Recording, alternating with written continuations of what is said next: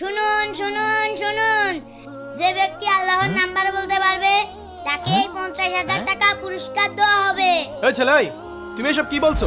আল্লাহর কোনোদিন mobile number হয়? হ্যাঁ ভাই, আল্লাহরও মোবাইল নাম্বার আছে। আপনারা কি বলতে পারবেন? এই চুপ করো ভাই, আমার তো মনে হচ্ছে ছদ্মবেশী। হ্যাঁ ভাই, আপনি ঠিক বলেছেন। এই আমাদের মধ্যে ঝামেলা পাকানোর জন্য চেষ্টা করছে। তুই কি আমাদের সাথে ফাজলামো করছিস? ভাই ফাজলামো করবো কেন? আল্লাহর নাম্বার সত্যি আছে, আপনারা মোবাইলে তুলুন, আমি বলছি। আচ্ছা ঠিক আছে, বল। 4 4 12 12 8 8 7 7 17। 17। কি রে, ফোনই তো ঢুকছে না।